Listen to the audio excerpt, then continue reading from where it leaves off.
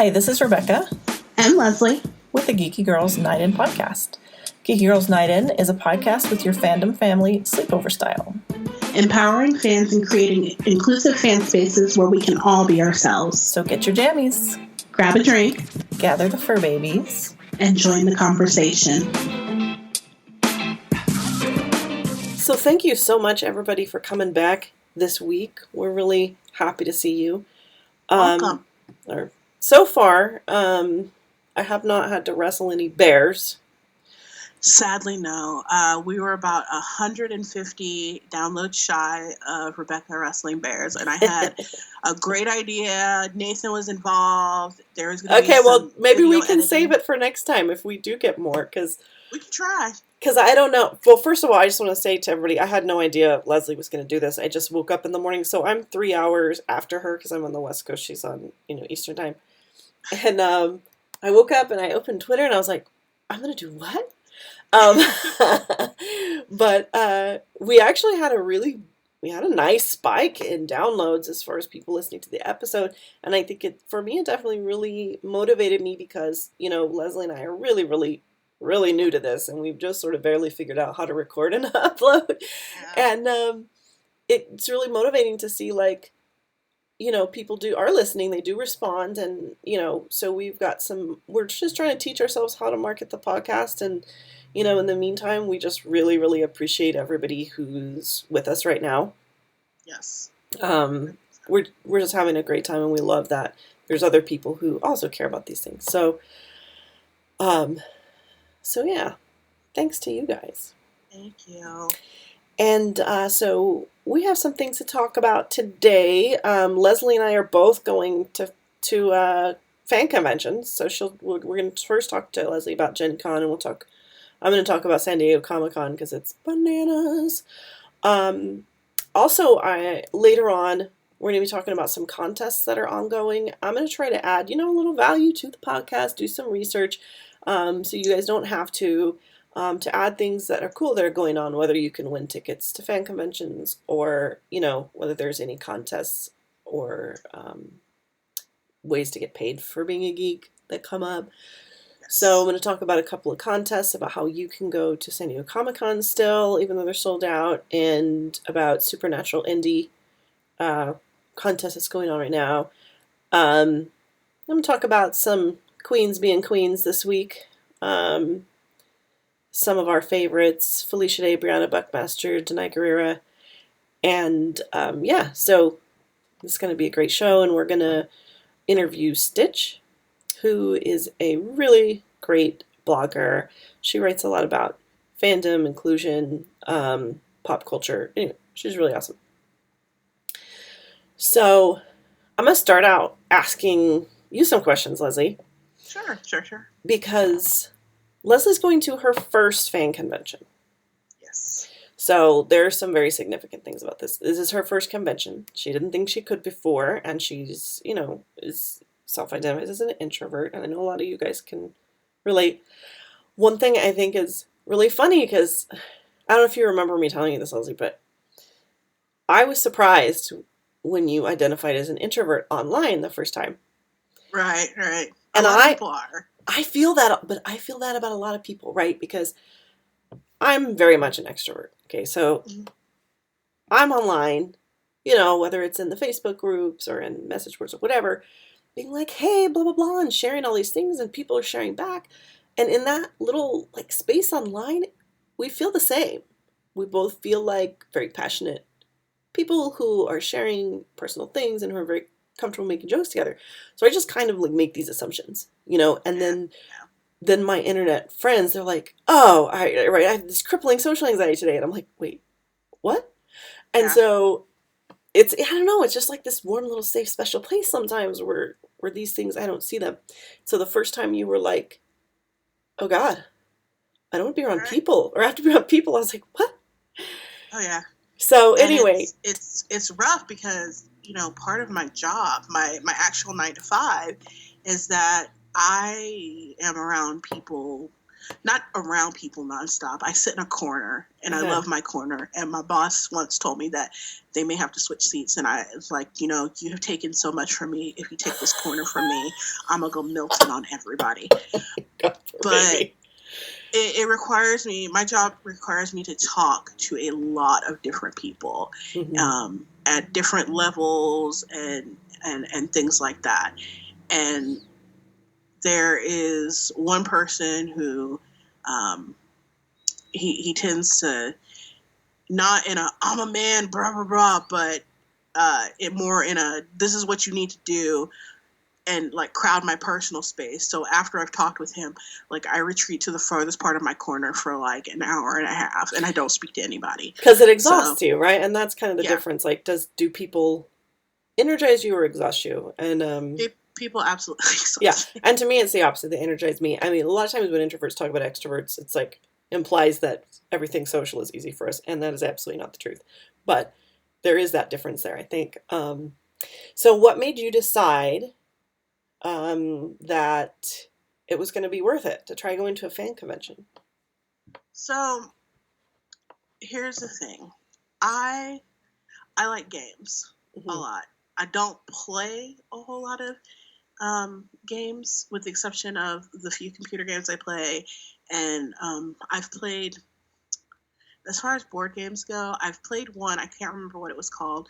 And then I've also played A Ticket to Ride, which is my jam.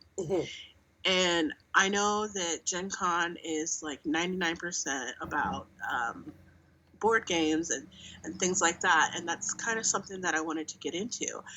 And well, this kind of seemed like a really good opportunity for me to kind of branch out and see. And you know, my husband is kind of into board games too, but we don't know really where to start. And he wasn't really interested in going to the con. And the thing is that we don't have reliable babysitting. So typically, like, was it 2 weeks ago was the first time that we've seen a movie together in probably a year, because we don't have reliable babysitting. Yeah. So if one of us goes somewhere, typically somebody else comes and stays with. Typically, somebody stays at home with Kiki Baby. Right. So this is something that I've been eyeballing for years, and he knew that I wanted to do it. So he's perfectly fine sitting at home with Kiki Baby while I go off and. Well, he's also pretty. World. He's also pretty introverted as well, right? Yeah, even more so than me, probably, because I do get bursts of extroversion. And, you know, but that burst only lasts for so long, and then I'm back in my hole. So basically just your nerdy passions you want to connect more with and learn more about. Right, exactly. Which isn't that what we all want, exactly. Listeners. So I think you're really smart in sort of prepping and looking ahead, because, you know, I think even for people with all kinds of issues, and actually next week on the podcast we're going to be talking about accessibility and conventions for people who are disabled and have chronic issues and stuff. So no matter who you are, it's good to plan ahead. So what are some of the things you've been doing to kind of make sure it goes smoothly for you? Well, when I go on con trips and I'm going someplace that I don't know, even if I do have navigation, days before I go, I map it. I map it and I see where I'm going. I see if there's any construction. I see if I'm going to have to take any alternate routes. And my mind is such that like unintentionally I memorize where exits are, because I'm not the person that I can't have somebody telling me directions. I can't have somebody next to me verbalizing directions, because they don't tell me far enough back so that I know. I need to know. It's a control issue. I'd say I'm working on it, but it would be a lot. So, same thing for Gen Con. I'm looking to see where the quiet rooms are. I'm looking to see I'm not going to a whole lot of panels. I'm going to be walking around a lot more than like sitting into panels and stuff, but I do have some planned out. But I'm seeing where those panels are in correlation to where the other panels are, in correlation to the quiet rooms, in correlation to what buildings they're in. So, At first, I thought Gen Con was just in the convention center, and that's it. Turns out it's sprawled across several buildings. The convention center, a couple of hotels, and the Lucas Oil Stadium. So, like, it's all over downtown Indianapolis. So I'm going to be all over the place. So I'm kind of mapping where I'm at, mapping where I'm going. I'm mapping my schedule out and just trying to see where I'm going to be at any given time. And you've connected, I think last week you said you've connected with some people in groups as well with some similar concerns. Yes. And they're going to be one of my shout outs, but fans of Gen Con, I wrote a blog post, and the gentleman that runs it, Alex Sticky, I hope I'm pronouncing his name correctly, he asked me to post it in the group. And when I did that, it was just like an explosion of likes from people. They're like, well, this, and this. And I noticed that you said you want to try D&D. Well, you're going to want to look at this. And like these same people also commented on the blog post that I wrote. Aww. So if you want to see the information and you're not part of the group, go ahead and head over to geekygirlguide.com and look for the article. It should be the second one because Quinzel posted one this morning. And in the comment section, it shows like all sorts of interesting tidbits. That's awesome. That's so cool. People were so supportive. Oh yeah. And are you planning to meet up with anyone there or say hi to them? There is a young woman that is selling pins. I think I told you about last week that you have the pins on your lanyard that you can trade and purchase, and they're collectors things. Right. So I'm supposed to meet up with her and say hey and grab a pen. There is a gentleman that told me that his friend would be willing to talk to me about dealing with PTSD and going to cons and things like that. And I think there's one other person I'm supposed to run by and say hi to, but I can't remember them off the top of my head. But yeah, and I'll be handing out, of course, stickers and things like that at the con. So make sure you come up and say hi. I am introverted, but I'm not going to be like, oh my God, people. Right. I will hand you a sticker. I do have table manners. I am nice, so stop by, say hi, grab a sticker. And another cool thing is this is the first time we've gotten a press pass to a con. Yes. I reached out and I filled out the application, and a few weeks later they approved it. So that's so nice. It was very simple, yeah. Because we are a scrappy upstart, so it's pretty cool that they're giving us a shot at it. Yes. And hopefully, we'll reward that with lots of coverage. Yes, I have 3 articles total planned right now. 2 before the con and 1 after. We'll see if anything else comes from that. I assume that it would. I assume that coverage of the con will take at least 2 or 3 posts. So nice. Okay, and then you had some shout outs as well? I have quite a few shout outs, and some of them are random and weird, and you guys will just have to deal with it. My first shout out is to the entire Latinx community who told me about, I think it's called Tajin. On you discovered. So I bought Tajin like 2 or 3 weeks ago, and we didn't really have any fruit, like non-canned fruit in the house, and so it's just been in the cupboard. Well, I was at the grocery store yesterday. Also, shout out to Kroger for having mango sliced in the little container and me not having to slice mango. I appreciate that, but it was like unripe as hell, but we'll deal with that. And so I was like, hey, I bought this mango. Let me try some Tajin on it. I have a little low blood sugar. Let's get that fixed. When I tell you I ate the entire thing of mango with the Tajin stuff on it, and my blood sugar skyrocketed, but that's okay because I have insulin. It's perfectly fine. And then like I started cutting down other things to eat with this stuff on. Oh my God, it's so good. I think I might have pineapple up in the fridge. I'm gonna have to get that out. So funny. You just discovered it. I love it. All right. My second shout out, of course, is to the fans of Gen Con community group on Facebook. Thank you so much for all your thoughts. When I come to you with wacky ideas, they're like, no, sis, No, this already exists. Calm down. Sometimes we need that. Sometimes we need Yes, that. yes. So I appreciate them very, very much. I also want to give a shout out to Byram Healthcare because after 2 long, sad months where I wasn't paying any attention to my blood sugar, you know, it happened. They finally came through and they got me my Dexcom equipment back.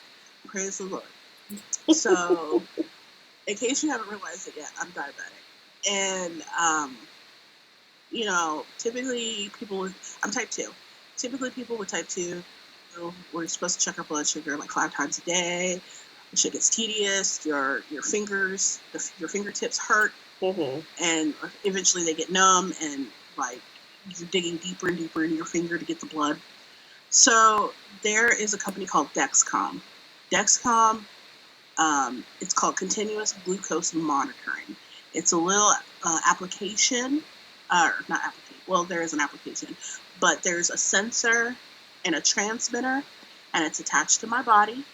And you can either use your phone or you can use the little device that comes with, and it tracks your blood sugar 24/7, all the time. Okay. I had one, my insurance changed, and then it became a big hullabaloo trying to get this thing back. Like, insurance was like, well, we don't do it this way, we do it this way. I'm like, okay, well, then what do I need to do? Well, you need to go through with this company. Okay, so the company, Byram Healthcare, took care of pretty much everything. It was a little bit of back and forth with my doctor trying to get the physician notes that they needed. But they got me my device back, and I've been so happy, and I've actually been watching what I eat because I don't have to prick myself like 5 times a day, because I'm not pricking myself 5 times a day. I'm just not doing it. I'm sorry. Yeah. Now, I do have to check my blood sugar twice a day to regulate it, to make sure that like everything on the Dexcom lines up with, you know, what's going on. But it's a lifesaver. It's a finger saver, and I appreciate it. So, Nice. yes, thank you. And then this isn't more of a shout out, but a few weeks ago, when we mentioned like the Laura Ingalls Wilder losing their name on that award, I mentioned Almanzo Wilder's book, and it's called Farmer Boy. And I mentioned that it was food porn. And I just wanted to read a couple passages so that y'all understand. Well, I'm just going to read one passage. Okay, so we're doing food porn. That's all you really need. All right. All right. So let me set the scene. It's after school, and during the school year, the teacher goes from house to house. Like every 2 weeks, he goes to a different house and he stays, and that's part of his room and board. So like they feed him and they house him, and that's it. And so this is at dinner time, and this is Almanzo eating. Almanzo ate the sweet, mellow baked beans. He ate the bit of salt pork that melted like cream in his mouth. He ate mealy boiled potatoes with brown ham gravy. He ate the ham. He bit deep into velvety bread spread with sleek butter and ate the crisp golden crust. He demolished a tall heap of pale mashed turnips and a hill of stewed yellow pumpkin. Then he sighed and tucked his napkin deeper into the neckband of his red waist. And he ate plum preserves and strawberry jam and grape jelly and spiced watermelon rind pickles. He felt very comfortable inside. Slowly, he ate a large piece of pumpkin pie. The entire book is like this. Oh my! I don't know whether I'm hungry right now or horny. It's all like that. That's what, like, I figured all the Wilder books would be like that. So that's why I picked it up. And like, there are just so many. I'm hungry. I just ate and I'm hungry. So yeah, those are my shout outs. And I also want to give a shout out to my husband. So one of the things that I'm doing going to Gen Con is learning how to play Magic the Gathering. Cool. Fun fact, my husband played Magic the Gathering back when he was in high school. So like 96 to 2000 era. And he still has all his cards. Now, all of these cards are kind of out of date. I don't know if they're out of date. We'll have to see when I go.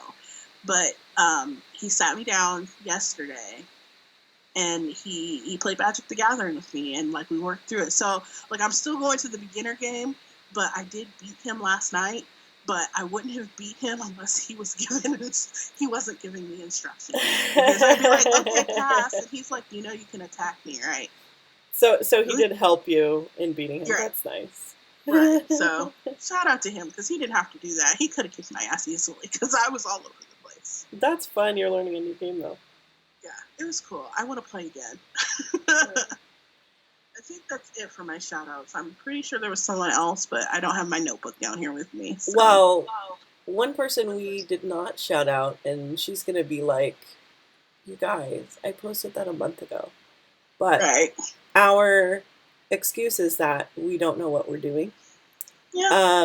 And we're still trying to get a handle on, like, how to be a podcast.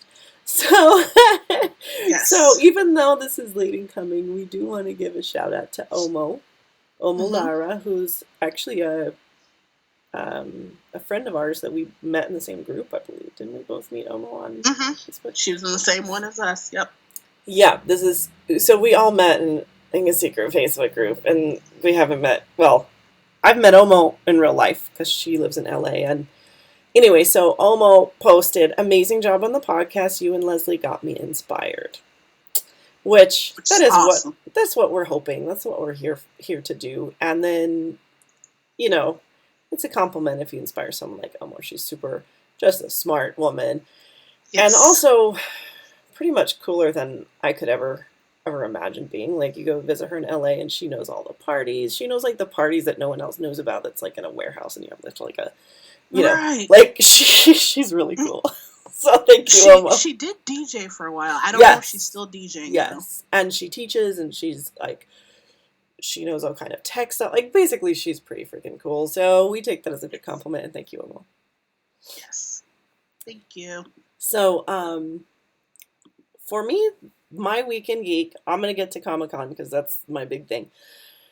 But just personally, my kind of ongoing geek stuff is that, I would like to really kind of be a geek for a living and quit my job. I would like to write for a living. And so I'm doing a couple things. One, I'm writing my first novel. So my background is politics. I've worked on the Hill. I've worked for a member of Congress on Capitol Hill, in the district, for state senators. Actually, I worked for the British government for a while, too.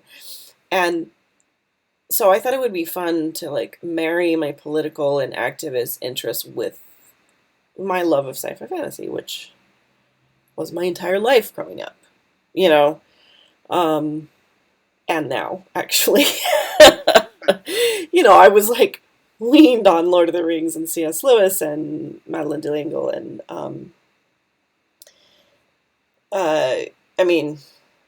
the list goes on, and I was a Trekkie by the time I could toddle, so, and Doctor Who, so I just thought it would be great to kind of put those two together, because, so basically the book I'm writing, here's the basic synopsis. So, I'm from Southern California. I'm Mexican American, so it's about a young Latina foster kid who's actually homeless when we meet her. She discovers she has the power of flight, which she's really excited about because she could, and she figures out through her friends that a good way for her to kind of use this power of flight to make a living, because it's hard to make it out there, is flying immigrants over the border to reunite them with their families. So it's set a couple of years in the future. We have a border wall, right? So she flies people over the border wall, and it's just kind of a way to make a living. But then she attracts the ire of a vigilante border group, which in real life they're called the Minutemen. I don't know how this stuff works. I don't know if I have to come up with a fake name for them.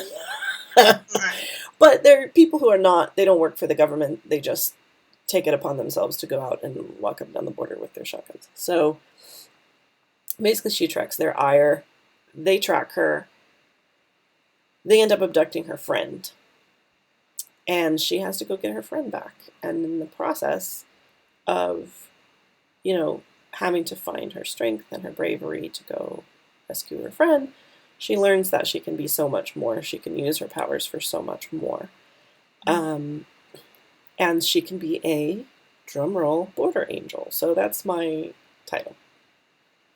So That's cool. I'm doing Camp NaNoWriMo. I don't know if you're familiar with NaNoWriMo. It's in the month of November, you're supposed to write a novel. Well, they've launched these little camps, which it's all still online. And so this month, we're supposed to be writing.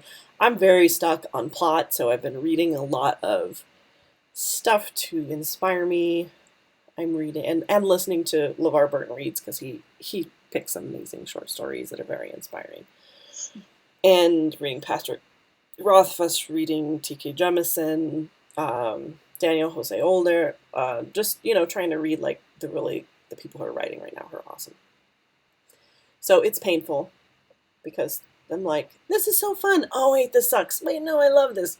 It's a process. And then the other thing I do is I make books, and I think I've talked about this a little bit before. So I make these miniature book necklaces, and I open an Etsy shop, and it's actually really hard to have people find you on Etsy. There are, I don't know how many shops on there. Friggin' hundreds of thousands. Gotta be.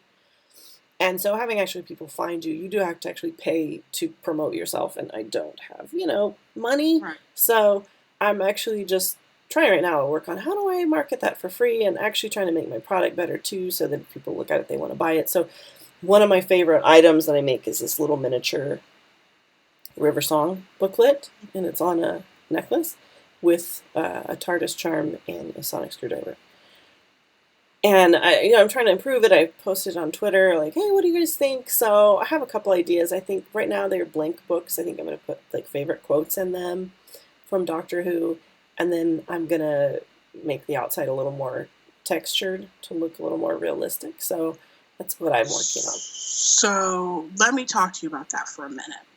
So my friend Corey, hi Corey, and I were in downtown, quote, Carmel yesterday, and I was getting shirts. By the way, I have your shirt. I'm going to mail it out today. Yay!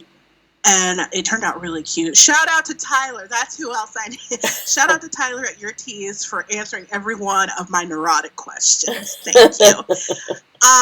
But we were downtown and like I paid Tyler and everything, and he was like, it's going to take me about 30 minutes to do the shirt. And I was like, okay, cool. So we're walking, and we walk past this store. Oh, it's our first official Geeky Girls Night in shirts, by the way. Yes. With our art on it. Yes. And so Corey really wanted to go into the store, so we did.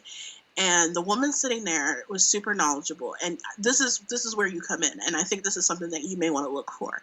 So it's a store that deals in Indiana art. Mm-hmm. So art from the state.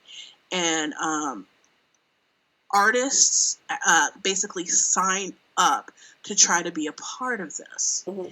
And you're recognized as one of the top artists of the state. And it's not just like paintings and drawings. It's food items. They had notebooks like you're talking about that you make, like the little necklaces. Yeah. Stuff like that. So you should find out if like California has something like this. And they sell their art in there. It's consignment based, but you also have the title of that. And yeah. I think she said that 70% of people that apply do not get in the first time. They usually have to apply 3, 4, 5 times to get in. Yeah. But once they're in, they've got it. So that may be something that you want to look into as well. Cool. Thank you. Cool. And then the last thing I wanted to tell you guys is about some contests. So if you want to go to Comic-Con and you think you can make it there, you can still try for it.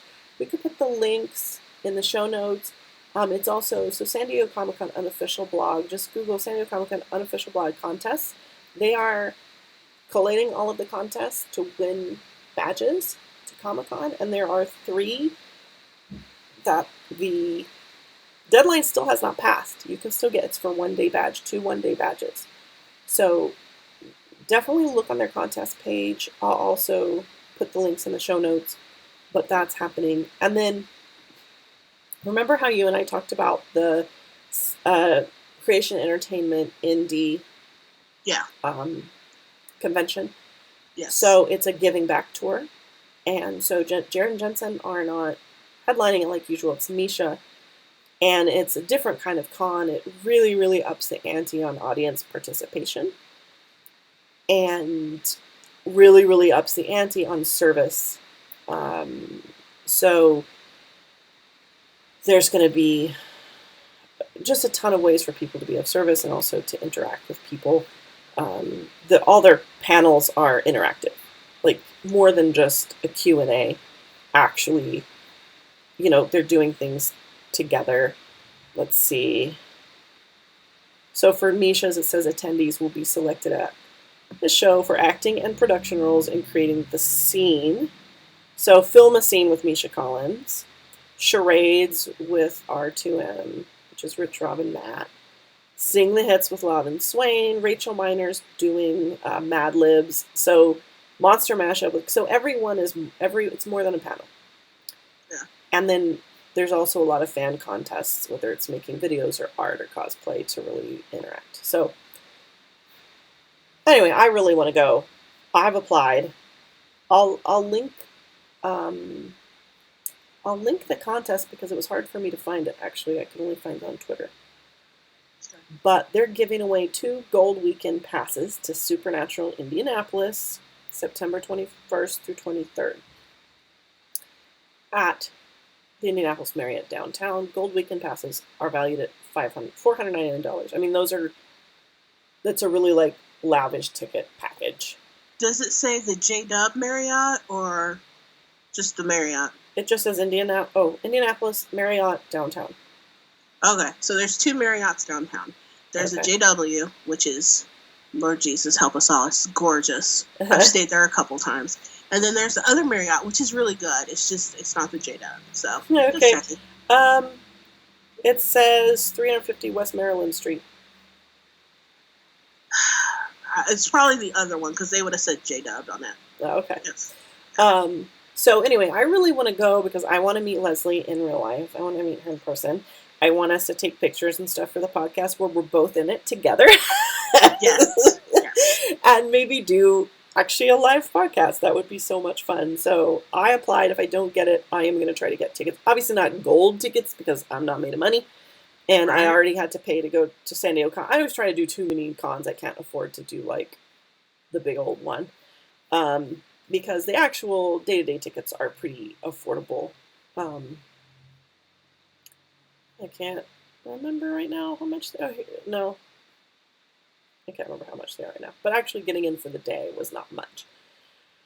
It's just getting these fancy, Oh, here it is. So Friday, single day seating is $40. Saturday is $75. Sunday is $70. So, not free, but not $500.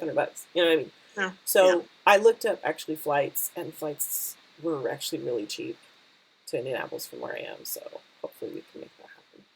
Yeah, we have a pretty decent airport hub. We're voted one of the nicest airports too. So we have a lot of decent flights coming in and out. So fingers crossed we can make that happen. I think it would be so much fun to actually do a live thing. Yeah. So, okay, well, thanks everybody for listening. Next we have an interview with Stitch, who I love her blog, and she's a great writer. A lot of really great things to say about blogging, about fandom, about fan fiction, and inclusivity and things like that. So stay tuned.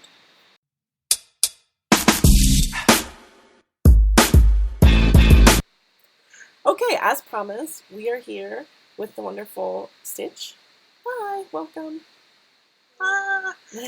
So here's your bio. So Stitch, your I guess real name or other name is Zena Hutton. I know you as Stitch from your blog, and so Zena recently received a master's degree in English Lit from a university in sunny southern Florida. She currently works as a freelance editor and writer with the publication credits in Fireside Fiction, The Mary Sue, Strange Horizons, Comic Alliance, and Women Write About Comics. Her scholarly work looks at queer subtext in superhero comics, gender and race in the urban fantasy genre, and racism in fandom spaces and media, while her fiction focuses on positive representation for queer characters of color in science fiction and fantasy settings. You can find her on Stitch's Media Mix and on Twitter as Stitchomancery, which we will put in the show notes. Yay! So welcome. You just right down our alley. That's exciting.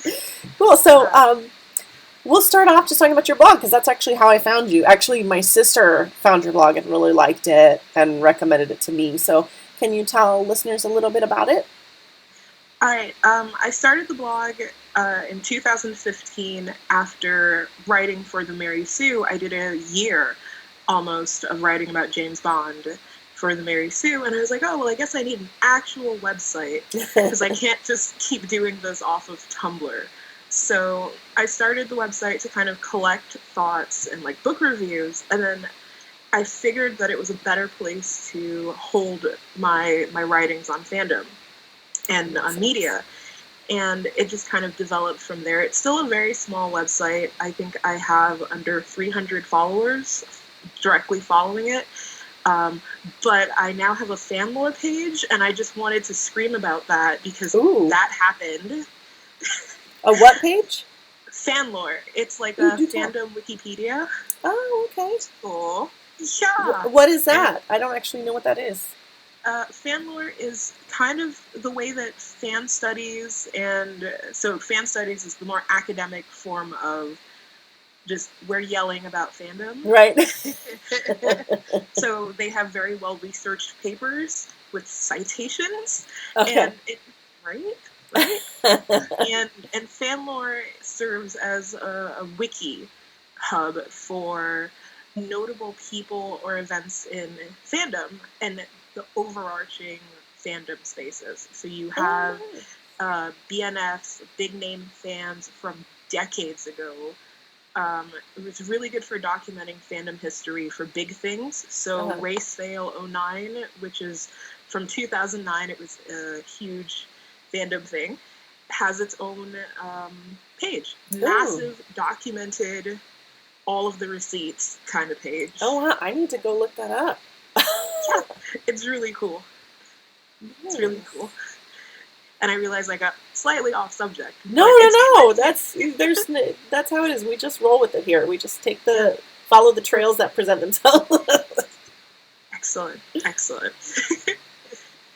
So, tell us a little bit about the challenges and rewards of blogging about race and inclusivity from the perspective of a fandom. All right, so the biggest thing is the pushback. A lot of people hate the idea that fandom and fan works should be criticized at any level. Like, I understand that we're all amateurs just screaming into the void right now about things we love or really hate, but you're seeing people put out work that's 300,000 and 400,000 words long. You know, people are writing epic fan fiction. They're writing series that rewrite series. And we're not allowed to essentially critique it on any level. Like, not just... Because most of my critique is it's snarky, but not cruel. Sure. And I still get treated like I'm telling you to burn your fan fiction notebooks that you've had since you were a child from some people. Yeah. And it's weird because... so far, I have not critiqued anything I haven't done. So I critiqued... One of my first big posts was about slash fandom and misogyny in fandom. And all of the things I talked about, even the ships, were things I had experience with as someone in these fandoms. Like, I critiqued... I brought up the fact that the Teen Wolf fandom focuses really intensely on Styles and Derek. I did that also. Yeah, so it's not from a place of like self-righteousness. It's like, hey, let's think about this, all of us. And I mean, I'm smug. Don't get me wrong. A huge part of why I got my master's degree was so I could be like, I'm an expert in something. Now I'm like, I didn't think this through, and I don't know what you do with a master's in English. So, but I try to minimize smugness, and it doesn't help, which sucks. But the master's thing actually slides into the next challenge, keeping it accessible. no one's born a level 100 social justice warrior. It's difficult to learn the concepts, to even realize things are problematic. Like 2018 me is nothing like me a decade ago. Like Right. I have those fan fiction notebooks. It was bad. And yeah, I was a Supernatural fan person. Girl, I'm DC. in the Supernatural family. Believe me, I know. Yep. Yeah. I was in the Batman fandom for 4 or 5 years, and if you can think it in the DC fandom, I've probably shipped it. Uh-huh. So yeah, yeah. So I know that we all start from zero, and I'm working on making sure that when I'm writing, that I try to keep that in mind. I've had people go and like ask me to simplify concepts because I'm still in lit major mode. Mm-hmm. So I'm like, oh yes, this is a theory from 1856, and I go into nerd mode, but that doesn't help people. Right. If you have to click away from my website to get the definition of a term, you've already lost the script. Right. So that's something that I've been struggling with. I'm getting better at it, but it is a really large challenge. Like when I saw the question, when you guys sent it to me, I was actually like it pinged me, and I was like, wow, yeah. It's been like a silent but very present challenge for me. Right. And for awards, I love learning, as evidenced by the fact that even though I just graduated the end of April, I'm kind of like, what if I got a PhD? Oh, you just said you don't know I had a master's degree. Right? I'm like, just all the degrees. My mom's going to kill me, but whatever. It'll be worth it. So I love the aspect of having my blog as a space for shared learning. I love being able to interact with people. I'm friends with some really cool fan studies scholars. There's Lori Morimoto. She does transnational fandom studies, which is really cool. She studies like Sherlock fandom in China. Oh, wow. You're going to need to drop some links on us for these, because there's going to be some listeners going, ooh, I want to hear about that. I will. And then there is my major inspiration, Rukmini Pandey, who is like everything I aspire to be in fan studies. She just got her doctorate last year and has an essay on race and racism in fandom coming out either the end of this year or next year. And like, I love these people, and I love that by virtue of me having this website where I complain or I criticize, you know, that I was able to find them. And that's a big thing, finding your people in this part of fandom. For sure. And actually, definitely. It's really cool. And it's also really, really neat. Like, sometimes people message me, not so much right now because I'm on a Tumblr hiatus because the Star Wars fandom is horrifying. Yeah. But before the hiatus, you know, people would message me every once in a while, and they'd be like, thank you so much. Your post on this thing really made me kind of be able to talk about this other thing that's affecting me. Actually, yesterday I got a comment. I did a post on slave fic in fandom and romance, and someone sent me a comment on my website, and they were like, oh, thank you so much for writing this, because I've always had an issue with this, but I couldn't figure out the language. And like, I could help. I'm so happy. Yeah, that's a good feeling. And, it is. Yeah, and I definitely, like, I eat up fandom studies because I do think, like, there's so many very deeply seated reasons we love the things that we love, and for good and for bad. Like, I've read all like Buffy psychology and theory, and you know, it's really cool. And I think, you know, what you're talking about is a lot of people feel like very angry to have fandom critiqued, especially when they're like, I wrote this for free, so suck it, you know. I understand that. Yeah, but also I do think it's funny because when people don't like critique, they'll say it's too sensitive, but actually the reaction is what's too sensitive because you're not saying like never write anything, burn everything. You're saying, hey, think about it.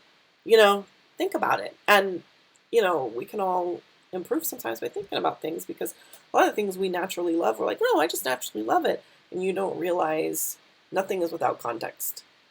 Right. And you might have come to love that because of what you've been surrounded with in society, which may or may not be healthy. You know what I mean?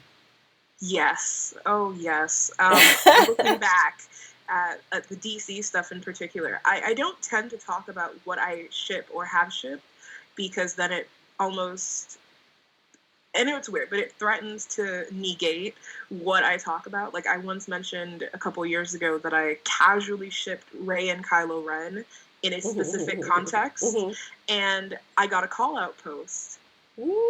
Someone went to another website and another Tumblr user was like, you reblogged Stitch's media mix, but she's a Raylo. And it was like, whoa. Imagine what would happen if I told you guys what I actually shipped in my long history of shipping, you know? Yeah, and you can also get painted with a brush because sometimes some ships can become toxic and you're like, well, I like it, but I'm not like them. Right. I mean, unfortunately, with the DC fandom, I was I was the problem, I guess. And I was surrounded by people who, and I mean, I still love my stories. Almost everything I've written is still up. I just don't go, hey, read my old fan fiction. But, because I don't want to pretend I don't have a problematic past, because I'm not perfect. Right. You know, but at the time that I was writing a lot of my worst works, I was surrounded by people who saw no problem with it. So I'd be like, hey, we should all read, like, what if I wrote this super messed up thing? And they're like, whoa, you should totally write that super messed up thing. You know? And if you have an echo chamber surrounded by people that they're ready to gas you up, they're like, yes, this is perfect. This problematic content is exactly what I need. You're going to create it, and you're going to, well, later it's going to bite you in the butt. Yeah. Like, out of all of the things, I've never gotten called out for the DC fandom, but it might happen. So here's my thing. You talk about surrounding yourself with an echo chamber and things like that. So how do you deal with the constructive criticism? Because I'm going to be honest, like, I don't take it very well at all. And my husband laughs at me about it. But if you say something, I'm going to take my ball and I'm going home. And I know what they're saying is constructive, and they're saying it in a kind way, but I'm going to take my ball and I'm going to go home. Okay, so same, actually. But, like, I'm working on it. It's difficult because I think there's a difference between your writing sucks constructive criticism that's really just a thin veil for insults, and commentary about, like, what you've done wrong and how you can fix it. And a lot of people assume that the actual constructive criticism is the same thing as the, well, you should stop writing stuff. And it's a knee-jerk reaction. We're all afraid little babies when it comes to criticism. But one of the things, because I don't get a lot of criticism on my fan fiction anymore because I don't really write it as much. Or if I do, it's on my website. And people are weirdly less likely to say mean things to me on my website than they are on Tumblr. But I've gotten criticism, like, when I did write, it would be like, this character isn't accurate. Like, if I was writing someone of a different ethnicity from me, like a South Korean character, and somebody was like, well, this is wrong, stop that. You know, like, at first I'd be like, okay, I'm getting ready to leave with my ball and going. And then I'd stop and I'd be like, okay, well, this is like an actual person. I should work on that. Yeah. And I think that, to me, because I would say, like, my values all come from being a humanist, and does something do harm to another human is my basic kind of thing. So to me, it's like, if there's a criticism that's like, well, that's not how I would have written it, or I don't like, well, who cares, right? But if it's impacting someone negatively, like you were talking about slave fic, or you're talking about, you know, writing another ethnicity, and it's somehow like, oh, no, that really doesn't represent us correctly or well. Like, to me, if I'm impacting someone negatively, if I'm making them feel like they don't belong, if I'm making them feel excluded, if I'm making them feel like garbage, like, that's what I care about. And then I Yeah. think I have to sit with it, you know, because obviously I've worked on it over the years. I feel like I'm a lot less defensive now, but it just comes from hurt. And usually, if you sit with it for a couple days, you start going, oh, it's actually not that hard for me to just listen to this person and try to connect. Yeah. So, I was thinking right now, so I've had the same close set of fandom friends for about 8 years, which is pretty long for me because I usually like hop usernames. So these friends that I've had, they came with me from the DC fandom, and they also are like, wow, that stuff we wrote in 2012 was messed up. So we're pretty diverse. Like most of my friends in that group are Southeast Asian, from different parts. Like so, I have a friend who is in Germany right now, and she is South Korean. And German. I have a friend from Pakistan who's just moved to the Philippines. Like we're all over and we're still talking. So if I'm like, okay, guys, I feel like I don't want to hear criticism, they like just beat me up, you know. And one of the things, and I was gonna talk about it a little bit later, but that people don't think about when we talk about like, hey, you guys need to do better. You need to think about who you might be hurting. Is that you need to listen to someone. Mm-hmm. It doesn't matter if you don't like me personally, you know, like I'm not saying that I'm the only person of color you could be listening to about race, but many times people who reject, like violently reject criticism and fandom decide that like everybody who hates this thing must be like a mean old auntie who hates everything and just wants to police us. But you have to listen to someone or else you're not going to grow in any way. Yeah, that makes sense. So we're talking about your blogging and your fanfic. So what other kind of writing do you do? Do you do non-fan fiction, right? I think I do. Tell us about that. I do book reviews, media reviews. I'm super behind, but I have like 3 in the pipeline for Strange Horizons. I have 2 published short stories and a published novella, which might be out of print. I'll figure that out. What's the title of that one? But the 2 short stories are Accidental Queen of the Spiders, which is up at Fireside Fiction, and it's about spiders, and Strays Like Us, which is about the goddess Bastet and a stray cat, and it's in the anthology Not So Stories by Rebellion Publishing. And I have another novella that I'm supposed to be working on, but I don't, because I'm terrible. That should be out by the end of the year. It'll be set in the Judge Dredd universe, so I'm getting paid to write licensed characters for a comic book. Nice. So what? It's really exciting. What else? I'm also, in theory, working on a short story collection with stories set in South Florida and the Virgin Islands, based on mythology and folklore from my home island, and just how terrible Florida is. It's terrible. There are alligators everywhere. Y'all got huge mosquitoes and Florida man and all sorts of randomness. It's terrifying. Oh, terrifying. Yes. I can't even. So, sorry. So with you being a reviewer, you're also a reader. What is it that you actually like to read? I love urban fantasy. Like, I don't want to say Laurel K. Hamilton, because I actually hate her. Oh my God! The Anita Blake series. Okay. I can understand hating the Anita Blake series because it has gone so far off the damn rails. Like it's just pure sex now. That's just all. It's poorly written. Okay, wait. Sex. It's got sex. Yes. Can someone please note that for me? I'm going to add that to my list. That sounds like So like the only reason that I still read Laurel Hamilton is because like I need to know what, like, are they gonna die? Is somebody going to die? That is exactly why I read it too. I don't like the series. The series has major problems, not just with the fact that there's no plot really, but it's very racist. Yes. It's extremely racist. It's weirdly homophobic, despite having queer characters on the page. Never mind. I'm taking it off my list. It's really bizarre. Like, I don't... Like, she just devolved. But then she blamed Obama for what?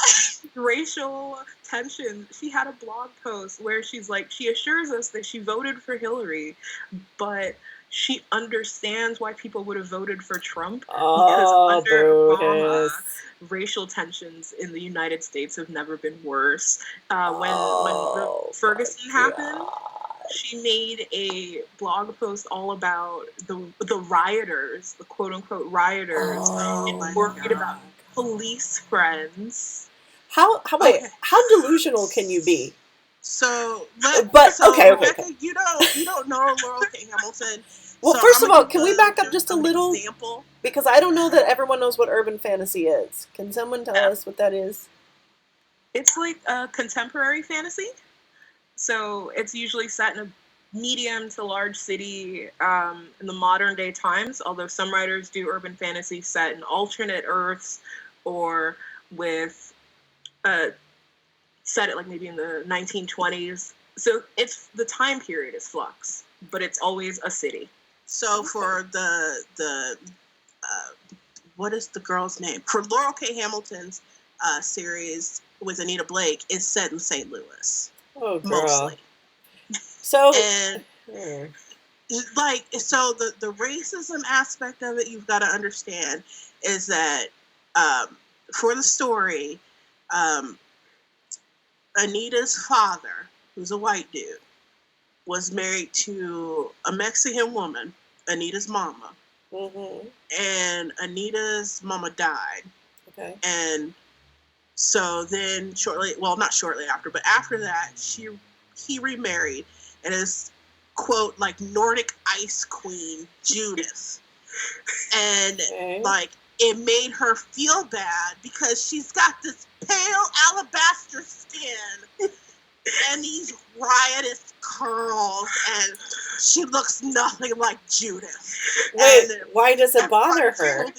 Everybody's holding it against her. And I'm just like, girl, you're still white. Right.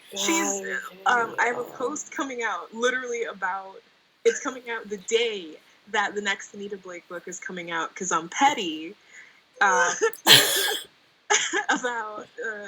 the race issues in both of the series that Laurel K. Hamilton does, because there's this hyperfixation on pale skin being so pretty. Yes. And how she doesn't need base because her alabaster skin is so white.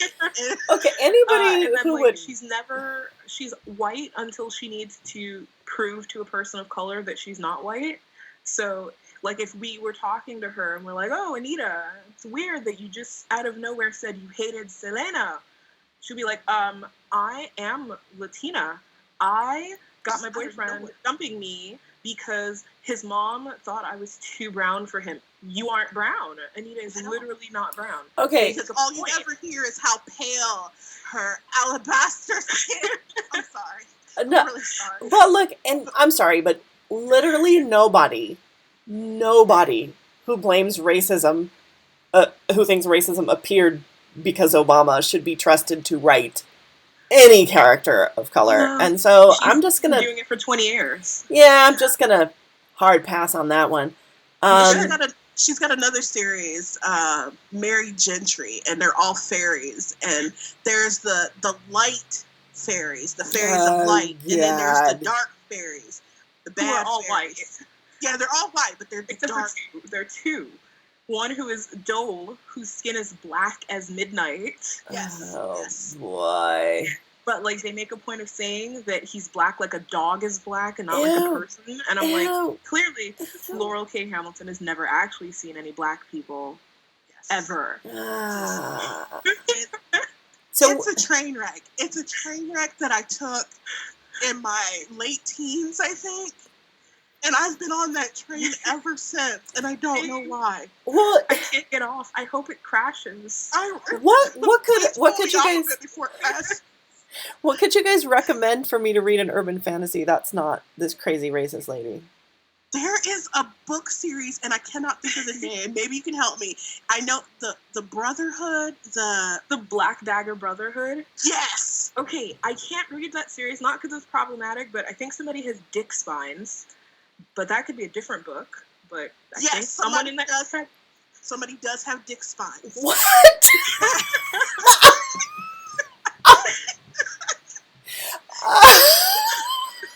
It's been a minute since I've read it. But yeah, somebody does have dick spines. I can't remember who though. Oh my god. Doesn't he end up? I think he ends up killing somebody with his dick spines. That's horrifying. Like, I that stopped me from reading the series was literally that she called boots shit kickers, and I cannot explain, but that just pulled me out. Her writing's really good. I'm just terrible.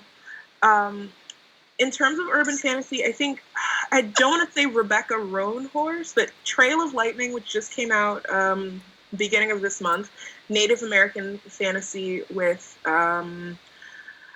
it's Native American author. It's really good post-apocalyptic stuff. You have...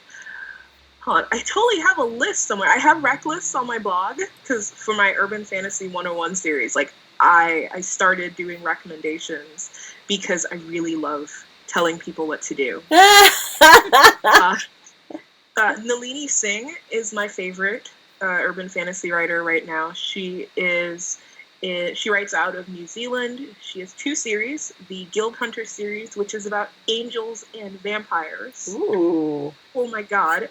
The main love interest, Raphael, is kind of an alpha asshole at first, but he's okay now. Like, I don't hate him in that series. And then the Psy Changeling series is shifters and a race of kind of telepathic or mentally enhanced humanoids. And it's really good. I think we're like on the 20-something book. Unlike the Anita Blake series, which is on book 26 in August, this series has different characters, so you're never really focusing on the same character back to back to back. Other characters show up, but you're getting so the characters in the first 2 books show up throughout. They're important to the formation of this universe, but they're not the main characters every time. Everybody's brown, basically. There's at least one main character of color in every book. And the only problem is that it's very heteronormative. So far, any queer characters are in the background, but I'm bugging her about it. Like, every so often I send her an email. I'll just be like, hey, remember me? Where are my queer characters? Please, to me. Hey, sometimes that works. Right. Eventually, maybe it will. She's been very nice to my emails. So, unlike Sherilyn Kenyon, who don't read Sherilyn Kenyon. Well, read who you want. I'm just bossy.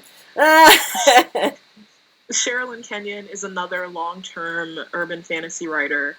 All of her main characters are basically white. She has characters who can only be white because of their species. And those books aren't just heteronormative, they're full of homophobic jokes. And people are like, oh gosh, it's so great. No. No, they're not. Okay. Oh, sorry, I'm just full of opinion. That's why we invited you on here. It went downhill, so... Okay. No, that's... Wait, can I write one fanfic? Because I started it this morning. Yes, when I should have been writing. Okay, it's a Naruto fanfiction. Oh. Right? It's like 140,000 words. It's called Backslide by Black Cat. The cat is spelled with a K. And it's like, after everything goes to shit in the distant future, future Naruto's like, I have to change the world for the better, and he somehow goes back in time. I wasn't paying attention. I was too busy screaming. But it's amazing. So it's seeing the series from the beginning, but with, like, Naruto, future Naruto, who takes the name Kurama which I know has to do with the fact that the nine-tailed fox is named Kurama, but also Yu Yu Hakusho and Kurama, right? So like it's really good and super emotional high notes. I was not expecting it. I'm literally like, I know I have a deadline. I've already blown past twice, but what if I finish reading the story today? Yeah, that's the best kind of thing to discover. Yes. So good. Nice. Well, we'll definitely have to put like links and notes and stuff so people, because if they're driving or whatever while they're listening, they might not be able to remember later. So send us any notes you have. That'd be awesome. All right. So we've already started talking about fan fiction and some of the pitfalls. So let's talk about the positive. So how can fan fiction be a positive, uplifting force for diverse communities? I think it's a really great way to see yourself. Fan fiction was one of the first places that I was able to see queer characters of color. It was, I think, Sailor Moon fan fiction when I was like 12, and I was like, oh, what? This is amazing. I feel like I'm on this. This is amazing. And we get to see things like race bending, widespread queer headcanons. Like, fandom actively rejects the idea that straightness is the default. I mean, except if they're Black characters, then, but that's a different problem. Right. But we get to see ourselves. Fan fiction does provide room for exploring who we are as queer people. It's not great on some other fronts, but that one, that's pretty great. I never feel as though, as a queer person, I'm not welcome in fandom. Yeah. You know, my queerness is absolutely accepted and respected. And it's because of fan works and because of the general nature of fandom. You know, because I don't want to be like, we're all queer here, but many of us are. Mm-hmm. That's true. Yeah. And it's great.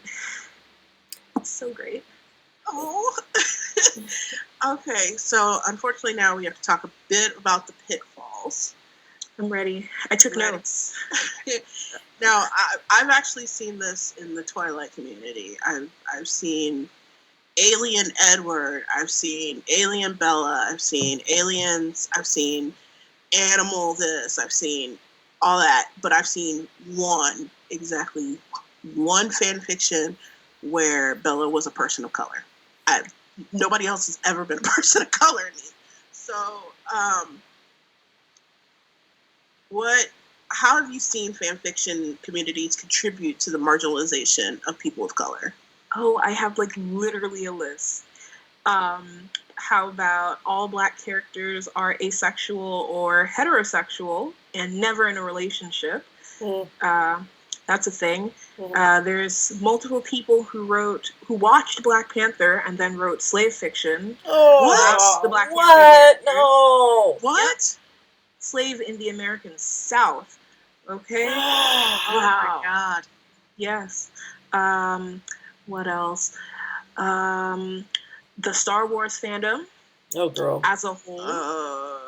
Enough said. Everything. It's really, the Star Wars fandom is like a kind of a particular pain for me because in the same breath that you have people like typing hundreds of words to explain why Rey and Kylo are meant to be together and why that relationship is super important to, I don't know, abuse survivors using it to cope, you have them being absolute racist dick shits to anyone of color who talks about how important it is to see Finn or how disappointed they are in Rose and how they want to write her better in their fan works to give her what they feel Rian Johnson didn't.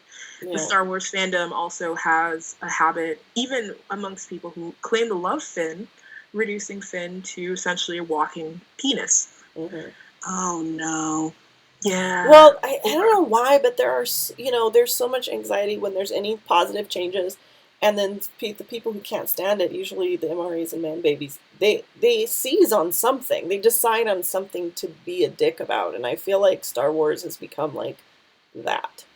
Yeah. And I mean, what's been really interesting is looking at the ways that the dude bro racism parallels the white lady racism. Because, I don't know if you guys were in the Star Wars fandom around 2015 when the trailers were coming out, but people were making, on Reddit, they were making posts calling Finn a cuck.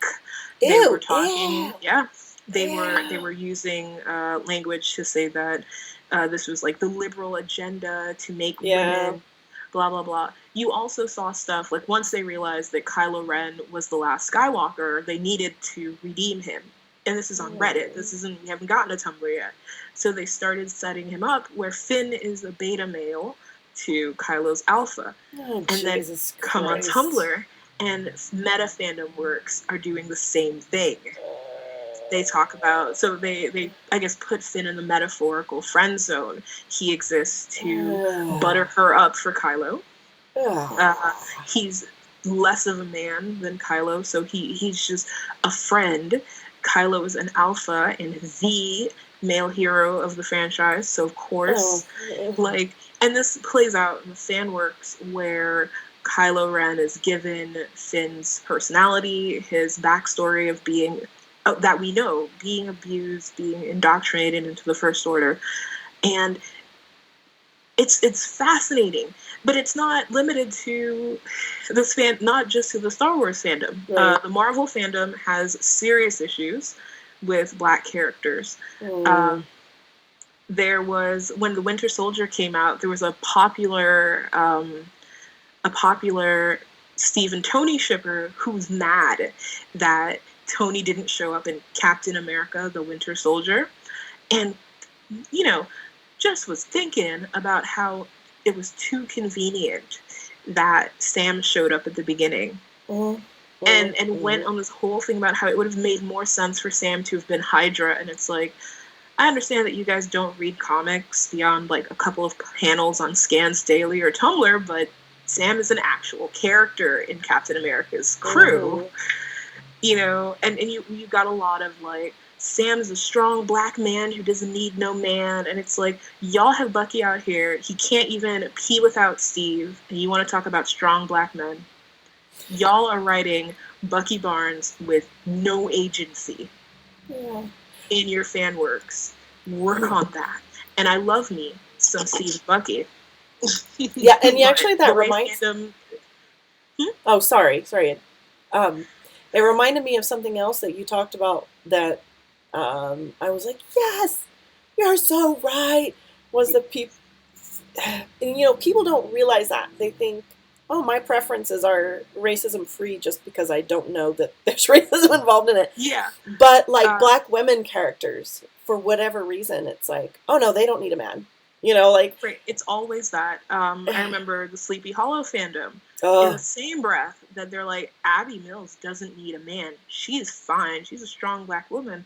They're falling all over themselves for Catherine or whatever. I don't remember her name. I didn't care about the character. No. To end up with Ichabod. Like, that was super important, that despite the fact that they were estranged, that she needed him to survive in the 21st century. Because they just don't see, they're just like, what? There's absolutely nothing racist about the fact that I can't seem to see Black women as being candidates for romantic relationships. Like, what? They come up with excuses. I have a post. At some point it'll be finished because I am slow and lazy when it comes to writing, but it's about misogynoir, the racialized misogyny directed towards Black women in fandom. I have about 3 pieces about that actually in progress. Well, I'm looking forward to reading this. It talks about the way that it's the same script. I documented it back to 2008 with the announcement of Zoe Saldana not only being Uhura in the new Star Trek movies, but her character being in a relationship with yes, that guy with the ears.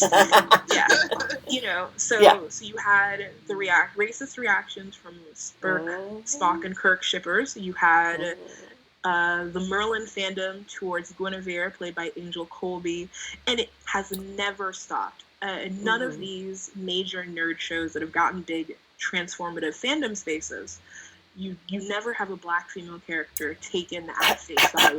Rishon. Yeah.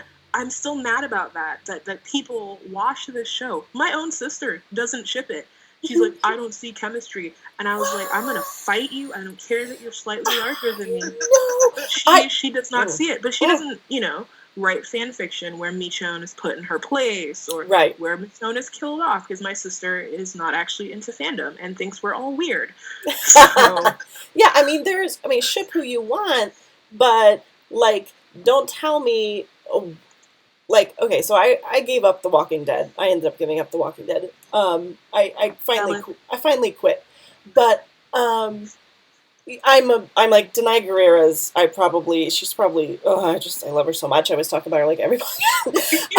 And oh my god, they were the coolest. They're the coolest freaking couple. Like they're both warriors, and like like she's the only one that can put him in his place because she loves him, because she has his back. Like, I mean, come on. She's so gentle. Like that's the whole thing. Yeah, I mean, she's when he was losing his damn mind, the only person who could punch him was Michonne, because you can't do that unless you love somebody. You can't just have some whoever.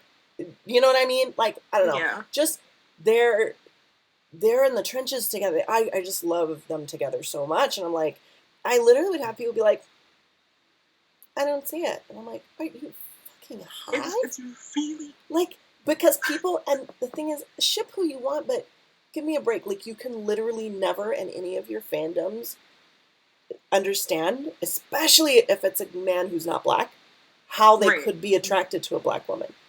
Like, you can never ever see that, and there's nothing internalized there. I'm sorry, but okay. It kills me, and it's never the white guy's reason that the ship is bad. So they're like, West Allen is incest, Iris West is gross. So not Barry Allen, who by your logic has been lusting after his sister.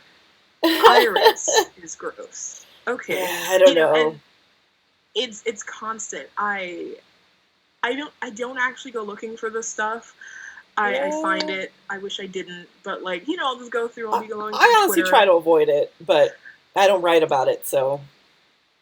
And like, sometimes I'm just like, oh, I just want to go see if anybody's posted any cute West Allen gifts, and it's like, oh, Iris West is a spoiled bitch. I hope she gets torn apart by rabid badgers. And I'm like, ew. What? And the way that they talk. So the thing that I hate about talking about fandom racism and then experiencing it is that people brush it off because it's not real racism, but also because this couldn't actually happen in their fandoms. Right now, I'm not in the fandom, but the BTS fandom is going through some stuff. Oh, yeah. It's bad. It's lots of anti-blackness. But what I hate is that people are showing that on Curious Cat or Tumblr Anon, people are sending black BTS fans racial slurs and other racialized insults. And instead of going, no one should do this, this is bad, they're like, oh, that's bad, but they're probably trolls or antis from another group. I mean, that's definitely a larger issue right now when people are attacked racially or for their gender or whatever. They're like, oh, ignore them. Oh, they're just oh, okay. Easy for you to say. Like, I can't do that. Like, I got 3 days of someone like harassing me on Tumblr, and I was like, well, I'm not going back. Yeah. And I haven't. Well, okay. So besides just, hey, please don't be an a-hole, how can people who are part of fandoms and fan fiction communities who actually would prefer to have a healthy fandom, like, how can people like that help communities avoid and prevent those kind of racist crap and pitfalls? I think that one of the biggest things is education. Not a lot of people know the different ways racism makes itself known in fan spaces, but just in general. So a lot of people think racism is only violent person visibly showing their face or wearing a Klan hood, doing something racist. So they don't think of racism in terms of, I've written 2,000 stories and in all but one of them, the black main female character is dead. You know, they don't think of erasure of I don't know why I don't like her. She just seems boring every single time there's a black woman on screen. They don't see that as racism. Right. So education, I know that a lot of academic works on fandom aren't accessible in terms of money. Like I tried to buy a fan studies book a couple months ago, and it was like $200. I can't Yeah. afford that. I don't want to afford that. Yeah. You know? Academic publishing, it's a tough nut. Yeah. It's garbage. But, you know, there are people who blog about it. You know, there's me, but the thing is, because I was going to say there's me and I was going to list a bunch of other people, but the problem is nobody really wants to learn. Like, I have a friend who's currently being harassed by the Star Wars fandom because she was like, it's racist that Kylo fans, and on Tumblr, many of them are Reylo shippers, are using the news of Lando Calrissian being back to make it all about Kylo Ren and his apparently necessary redemption. And she said that, and she was talking about it, and people are now harassing her and mocking her. And these aren't actually all white women. There are the main person doing it right now is a black teenager or young adult. I think she's maybe 21 at the most. You know, and there's a lot of issues where even in intra-community stuff, in terms of fandom racism, is difficult because I used to get a lot of messages that were like, oh, who says that you can speak for all black people? And I was like, I never did. Yeah. Projection. You know, but, you know, and if you don't want to learn, if you've already written off every single person who's making these accessible arguments, you know, and you can't afford the fan study stuff to pay for it, you're not going to get an education. So I guess the main thing, aside from education, is figuring out that you have privilege. Like, check your privilege and acknowledge it and make sure that you learn about what you're doing with your privilege and figure out how to write around your privileges. Because I did a post on sexual racism and how the black male body is like hypersexualized in fandom. And people were like, that's not racist. And I was like, there is literally a link to an article in my post talking about sexual racism in media. Like, I'm not coming up with this stuff. It's a thing. You know, firsthand. I'm actually not. I think I've referenced James Baldwin, you know. I've talked about, I can't remember, Robert Mapplethorpe, the photographer, who basically only saw black men as penises. Like, I'm always talking about other things. It's not just, here's my experiences in fandom, you should live along with it. But because people are kind of wrapped up in their privilege and the idea that fandom equalizes everything somehow, we're not allowed to have these conversations, and it's very frustrating. And it's I mainly talk about race, but there's a lot of other kind of frustrating conversations going on. Like, the next time I see another grown-ass adult argue for the right to write underage children, I'm gonna lose it. Like, underage children having sex. Like, you're my age. You don't need to argue for it. Just, if you feel the need to write Yuri and Otebek from Yuri on Ice, doing whatever, okay, but you don't need to make it out to be some noble thing you're doing to sexually educate children. They can write their own fan fiction. We did. Yeah. But it's the attitude of fandom. It's not balanced. Yeah, and just a matter of being willing to listen. And I would say, you know, the thing is, people think because they don't have intent that it can't be racism. I mean, this is all a problem across the board in our society. But, you know, and it makes a difference to read. Like, you know, some of these things are accessible, but reading about, for example, you know, I'm trying to remember who it was, but published a Black feminism syllabus, and you just read it and you're like, oh, that's where that stereotype comes from. Oh, that's where you know, and as if you are a person who does want to do better, you learn and you're like, oh, crap, that has, you know, and when it has a racist genesis and a racist effect on society, whether you meant it or not, cut it out. You know what I mean? Like, you know, it's, and actually, someone on Twitter, an academic writer said, oh, by the way, she goes, those academic journals that are so expensive, she goes, the publisher gets that money, not us, so email us writers directly, and we will be more than happy to share our work. So that's also an option, BTS. Yeah. If you're interested in learning, you're going to do what you can. Yeah. But then you have, I've had a lot of bad faith questions. Yeah. Like, I'm genuinely curious, but what makes you think you have the right to do X or Y or tell us what to do? Yeah. Which is always a thing. Or you have people who don't want to learn, but they don't want to look outright racist, so they like waste your time, like with reblogging and like asking for examples. But then like you give them the examples, and then they're just like, no, that's not actually an example. You're wrong. And it's like, okay, Have a good day. Goodbye. Yeah, and that's why a lot of people have taken to saying, I'm not here to educate you, because the vast majority of time, they don't actually want to be educated. They're just being a-holes. Or if you ask me for education, I will send you the link to my Cash App, in which you can pay me. Yeah. I've done that. I got mocked for it. Someone, because for some reason, I keep watching Raoul Peck's James Baldwin documentary and then getting really angry, which I need to stop, but... I've seen that a couple times, yeah. So good, but so anger-inducing. And I have a book from after it, too. Yeah. About how kind of the history of slavery in America is that when you're writing about slavery in a sexy way, you're not just writing about slavery, you're writing about everything that comes after it, too. And someone immediately messaged me to be like, what about this other kind of slavery? Is that okay to write? And I was like...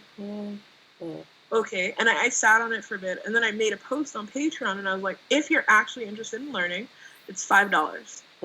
And they proceeded to accuse me of being fake woke and only in this for the money, and it's like, I am living in a dorm. I barely eat at some point when I move back in with my mom, where we do not have a refrigerator. I will probably have to work a job that will not pay me a lot. Like, I'm not making money, like serious money off of my writing for fandom. I can pay my car insurance for the car I share with my sister and my health insurance.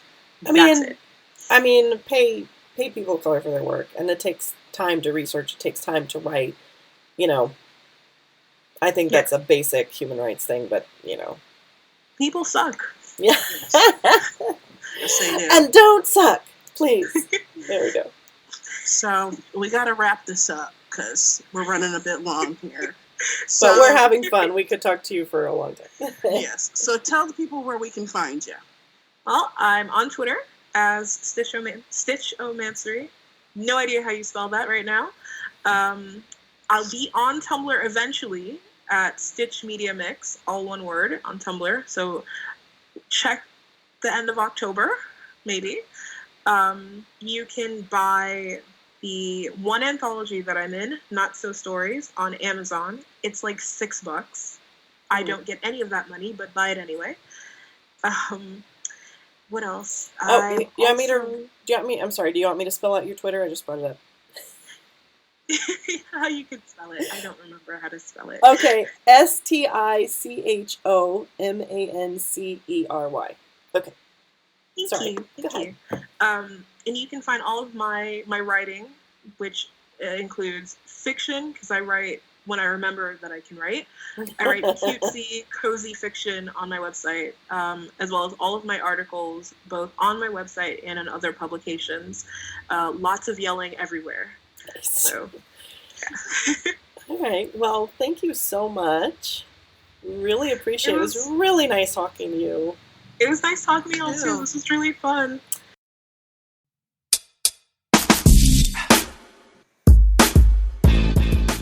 Thank you so much for joining us today.